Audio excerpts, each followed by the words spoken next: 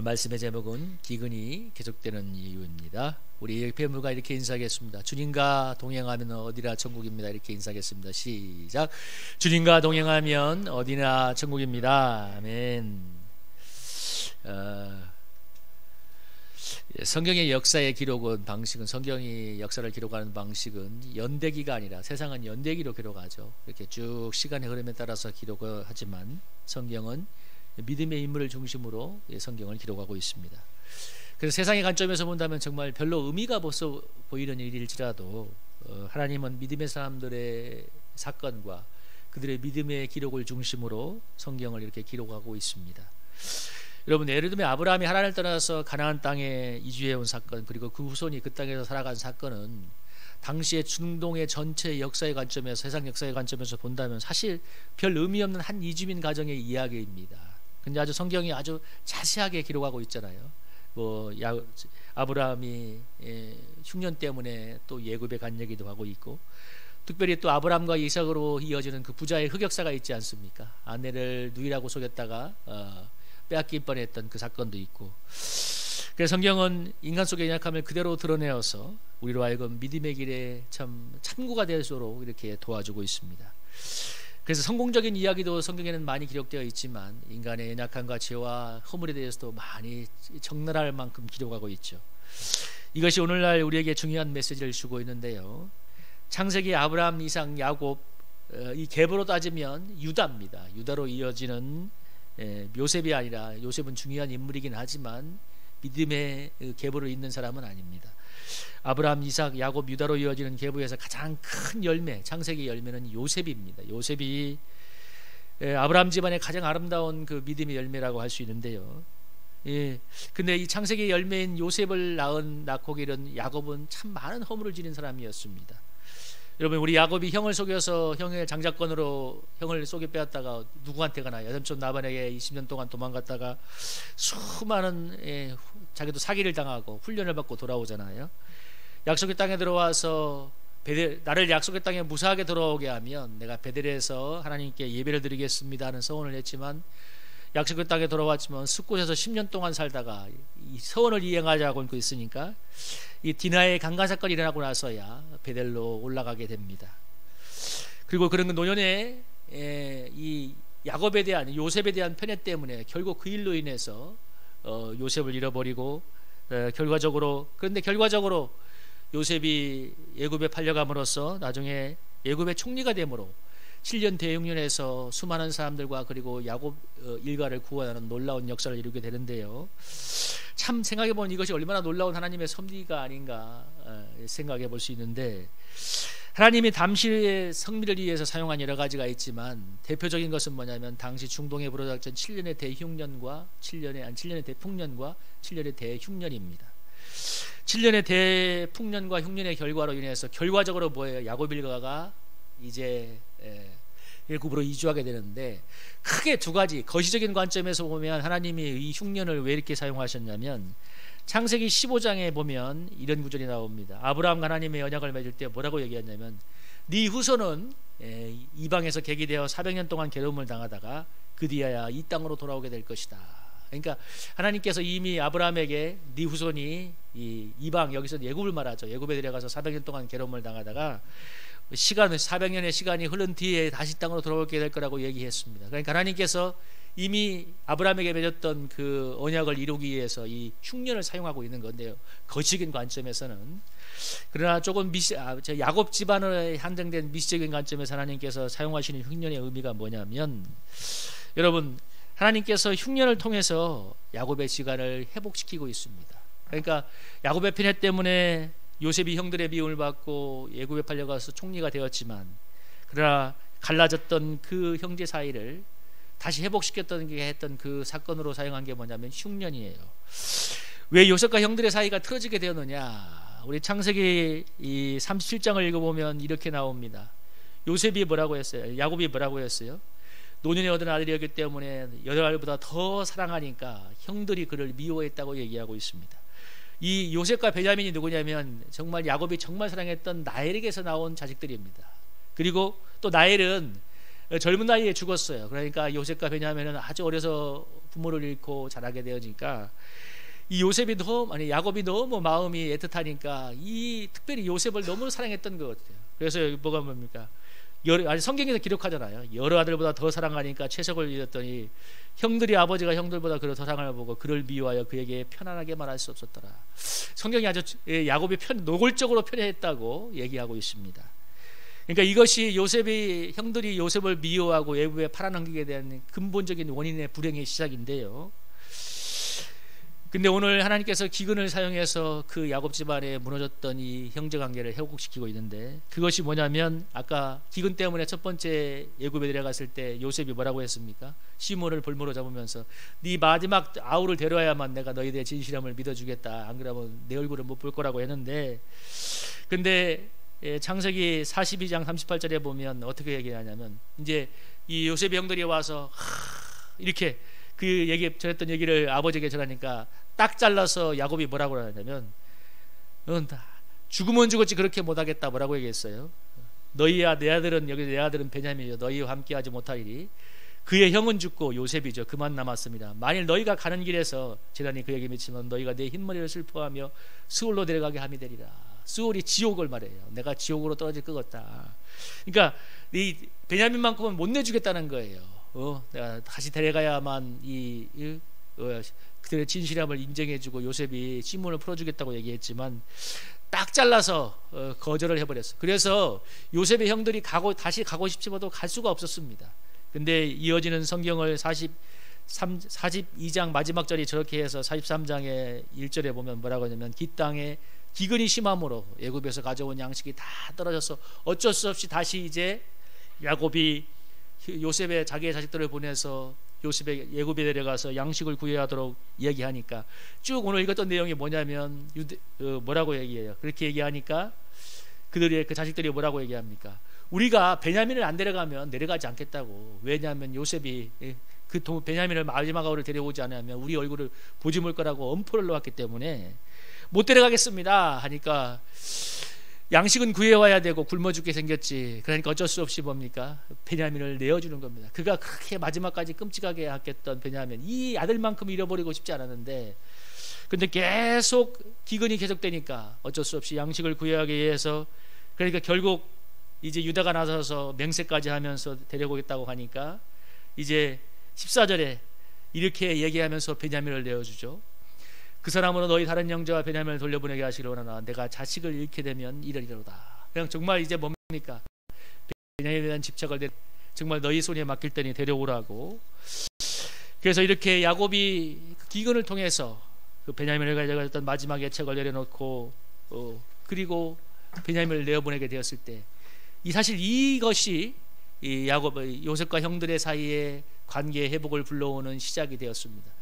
나중에 어떻게 됐어요? 나중에 베냐민이 왔을 때 야곱이 베냐민에게 또 은장을 집어넣고 누명을 씌우고서 이 베냐민을 볼모로 잡겠다고 얘기하니까 유다가 나서서 그러지 않습니까? 유다가 나서서 제발 이 베냐민이 돌아가면 우리 아버지가 살 수 있기 때문에 나를 인질로 노예로 삼아달라고 하면서 절절하게 매달리니까, 그걸 바라보는 요셉이 정말 이제 눈물이 터지면서 그때야 드디어 진정한 이제 화해가 시작이 되는데요.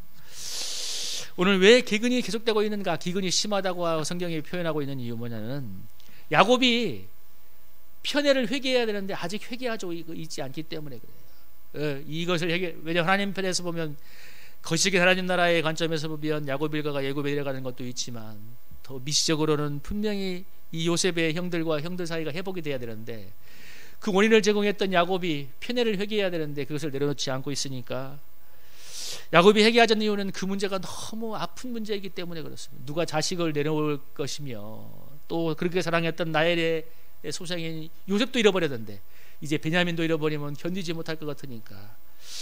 근데 중요한 건 기근이 계속되니까 피해갈 수 없는 골목에 몰렸어요. 야곱이 자식들을 데려다가 뭐라고 합니까? 애굽에 가서 양식을 사러 가니까 자식들이 뭐라고 해요? 베냐민을 안 데리고 가면 우리도 못 가겠다고. 우리가 베냐민 안 데리고 가면 우리도 죽을 판인데 어떻게 갑니까?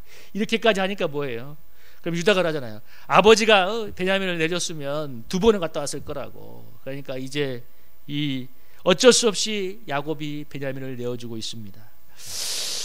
기근이 있어야만, 어려움이 닥쳐야만 회개할 수밖에 없는 하나님 외통수로 그의 야곱을 몰아넣은 거죠.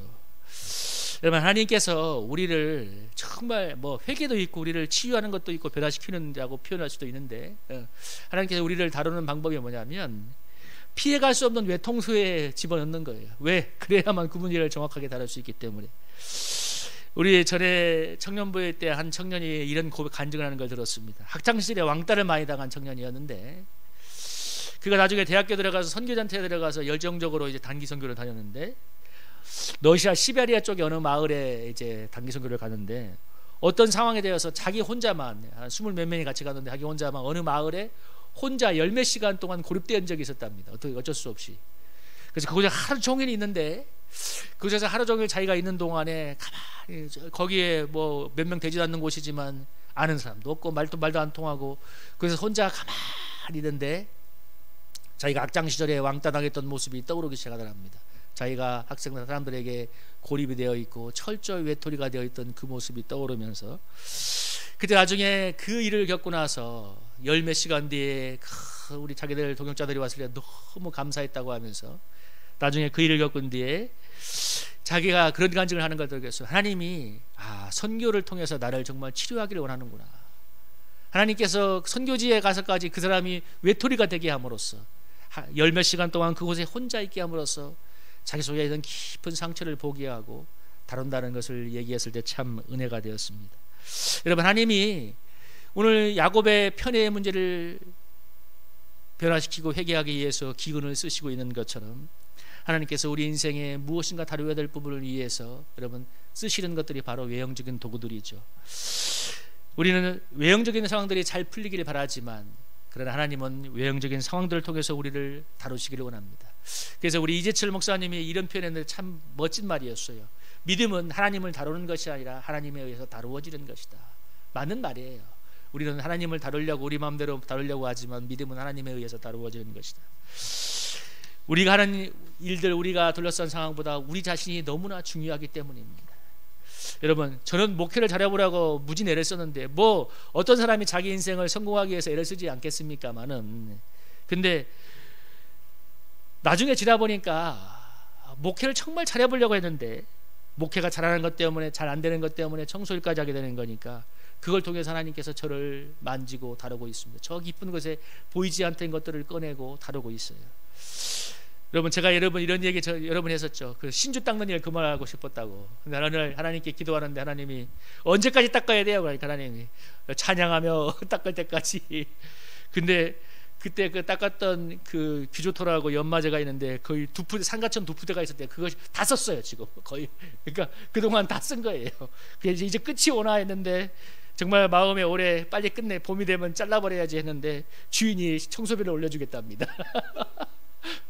며칠 전에는 또 청소하러 가는데 어떤 사람이, 그 청소하는 곳에 있는 사람이 갑자기 저에게 돈을 주는 거예요. 수고한다고 돈까지 주는 거예요. 그 참 돈 받고 나니까 마음이 약해져요. 그러니까 그러면서 내가 하나님이 내 속에 다뤄야 될 혈기와 조급함이, 내가 닦아줘야 될 혈기와 조급함과 짜증이 남아있구나 하는 것을 인정하죠. 왜냐하면 아직도 찬양하며 닦을 수는 없거든요. 여러분, 모세가 애국관리를 쳐 죽여서 그 인간성을, 혈기를 훈련받게 해서 40년 동안 광야에서 양을 쳤지 않습니까? 여러분, 모세의 그 연단의 결과가 무엇인 줄 아십니까? 이렇게 성경에 표현하고 있습니다. 민수기에 이 성경의 한 편을 위해서 모세가 40년을 보냈어요. 여러분 한번 읽어보세요. 시작. 이 사람 모세는 온유함이 지면의 모든 사람보다 더하더라. 여러분, 모세는 온유함이 지면의 모든 사람보다 더하더라. 여러분, 이 성경의 한 표현을 위해서 모세가 몇 년 동안? 40년 동안 양을 쳤어요. 여러분, 모세가 얼마나 잘난 사람이에요. 정말 성경에서 말과 행사에 뛰어났던 바로의 공주의 아들로 최고의 알레트였던 그가, 전도양양한 그가 정말 하나님 나라를 위해서 그렇게 뜨거운 열정을 품고 나왔지만, 외국관리를 쳐 죽이는 그 혈기를 하나님이 다스리게 하기 위해서 여러분 40년간 광야에서 양을 치는 훈련을 받았고, 그래서 그가 나중에 애국관리를 돌로 쳐 죽이던 그가 나중에 자기를 돌로 치려던 이스라엘 백성들을 위해서 기도하는 목자가 되었습니다. 여러분, 그래서 누군가 이런 표현을 해요. 하나님이 모세를 길을 살리는 것은 딱 몇 시간이면 충분했는데, 그런데 모세를 이렇게 온유한 목자가 되게 한다는 40년이 필요했다고. 맞는 말이에요. 여러분, 제가 이번 주에 차가 고장이 나서 이제 수원까지 가서 수리를 하는 상황이 되고 렌트까지 하게 되는데, 왜냐하면 차를 당일에 못 고치면 너무 애로사항이 많이 있으니까 차를 렌트까지 하게 되는데, 저는 한 주간 지나면서 왜 하나님이 나를 이렇게 고통스럽게 할까? 너무 힘이 든다. 근데 제가 이 본문을 준비하면서 이런 생각이 들었습니다. 이번 주 이런 사건이 있었던 것은 바로 오늘 이 말씀을 내 마음에 받아들이게 하기 위해서 그런 거구나. 왜 기근이 계속되는가, 어려움이 계속되는가? 반드시 다루어져야 될 부분이 있기 때문입니다. 여러분, 모세는 그 혈기를 다뤄야 되기 때문에, 모세가 여러분 40년간 연단을 받고 나서 40년간 이스라엘 백성을 인도할 때, 정말 모세의 길을 세우는 건 하나님께 정말 순간이면 되었어요. 여러분, 모세가 팔을 벌렸을 때 홍해가 갈라지는 기적이 일어났을 때 사람들이 모세를 뭐처럼 받겠습니까? 하나님처럼 받지 않겠어요? 여러분, 모세가 40년간 광야 생활한 거 아무 생각 없어요. 그냥 몇 시간 만에 하나님이 모세를 위대한 민족의 태양으로 만들어 버렸어요. 그런데 그가 자신을 돌로 치는 양들을 위해서 눈물로 기도하는 목자가 되는 데는 40년의 시간이 필요했죠. 여러분, 야곱은 정말 인간적이고 너무나 욕심이 많은 사람인데, 여러분, 야곱은 사업가가 어울리지 믿음의 사람으로 어울리는 사람이 아닙니다. 여러분, 얼마나 속임수가 많아요. 얼마나 욕심도 많아요. 얼마나 끈질기고 집념의 사람이에요. 근데 그가 이렇게 많은 연단을 받고 나이 130이 되어서 예굽으로 내려간 다음에 이 바로왕 앞에 섰을 때 그가 이렇게 얘기하고 있습니다. 이런 바로왕 앞에 섰을 때 창세기 37장 7에서 10절에 보면, 바로가 야곱에게 묻죠. 네 나이가 얼마냐 하니까 그 유명한 얘기죠. 내가 지금 130살입니다. 내 나이가 얼마 못 되지만 험악한 세월을 보냈습니다. 험악한 세월을 보냈습니다. 얘기하고, 그리고 야곱이 바로에게 축복하고 그 앞에서 나왔다고 성경이 기록하고 있습니다. 여러분, 야곱이 130살에 이 예굽으로 내려갔어요. 그리고 험악한 세월을 보냈다고 얘기하는데, 근데 마지막에 구절이 정말 야곱이 뭐가 있습니까? 바로를 축복하고 나옵니다. 여러분, 솔직히 누가 누구를 축복합니까? 지금 먹을 게 없어서 예굽에 빌어먹으러 온 주제에 바로의 그 왕 앞에 나가서 바로를 축복하고 있습니다. 정말 야곱이 하나님만 의지하고 바라보는 영적인 사람이 된 거예요. 이제 얼마 만에? 130년 만에. 130년 만에.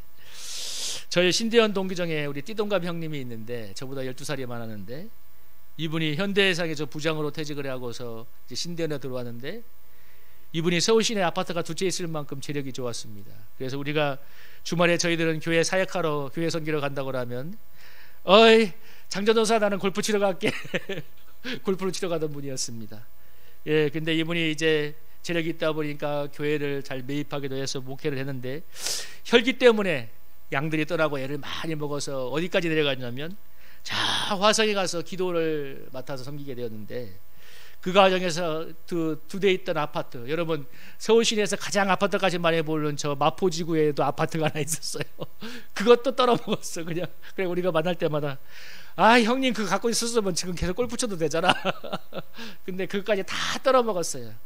그래서 저 화성의 시골에 기도원까지 가서 목회를 하게 되었는데, 그러니까 그런 어려움에 내려가다 보니까 정말 죽자사자 기도해서, 요즘은 이제 정말 능력을 받아서 요즘은 기도학교 방송에 나와서 상담해주고 기도하고, 이제 그 기도원 겸 교회에 성도들도 제법 많이 모이고 있다는 얘기를 들었습니다. 여러분, 아파트 두 채 다 떨어먹고 정말 오직 주님만 의지할 때까지 하나님이 놔주시는 거예요. 왜냐하면 그래 하나님을 의지하는 목회자가 되니까. 여러분, 이건 목회자만의 이야기가 아닙니다. 우리는 모든 그리스도인을 하나님이 정말 하나님만 의지하는 사람으로 만들기 위해서 가장 1수지가 뭐냐면, 훈련의 제목이 뭐냐면 주님만을 의지하는 사람이 되도록 하는 거예요. 그 어떤 것도 아니라. 그래서 기근도 보내고 어려움도 보내서 주님만 붙들게 합니다. 그래서 소위 내가 그렇게 의지했던 사람들 있잖아요. 내가 하나님이 그런 사람들과의 무엇인가도 이렇게 일어나게 만들어서 그것도 다 틀어버립니다. 오직 주님만 의지하도록. 그래야 영적인 믿음의 사람이 되어서 그리스도의 이름을 증거하게 되죠. 여러분, 큰 소리치고 맹세잘하기로는 성경에서 베드로가 최고잖아요. 얼마나 큰 소리 잘 쳤어요. 나만큼은 배신하지 않겠다고. 근데 여러분, 하나님이 베드로를 어디까지 가게 만들었어요? 베드로가 개입종 앞에서 막 예수님을 저주하면서 부인하고 3번 부인한 다음에, 그래서 전승에 따르면 베드로가 새벽마다 눈물로 기도했다고 하셨습니다.